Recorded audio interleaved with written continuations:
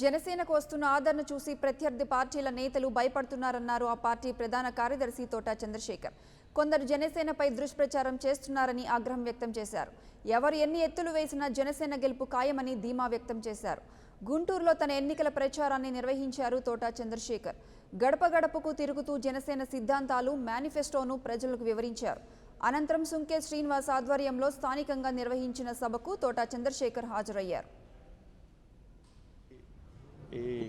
ఇక్కడ మేము వార్డులో ప్రచారం చేస్తున్నప్పుడు మీరు మా ఇంటికి రండి, మా ఇంట్లో మేము అల్పాహారం అరేంజ్ చేశాము అని ఇక్కడ జనసేన మీద అభిమానటువంటి ఒక అభిమానులు అరేంజ్ చేసిన గెట్ టుగెదర్కి నేను ఇక్కడ హాజరవడం జరిగింది.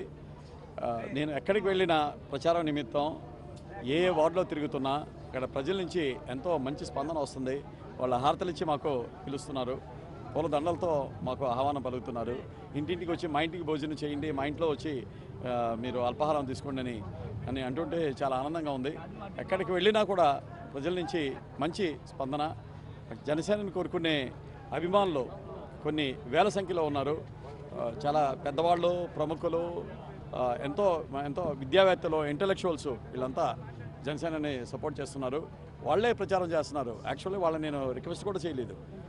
వాళ్ళే దిగి రంగంలో దిగి జనసేన పార్టీని మనం గెలిపించాలి, పశ్చిమ నియోజకవర్గం భారీ మెజారిటీతో మేము గెలిపిస్తామని వాళ్ళు చెప్తున్న తీరు చూస్తుంటే నాకు చాలా ఆశ్చర్యం వేస్తుంది, ఆనందం కూడా వేస్తుంది.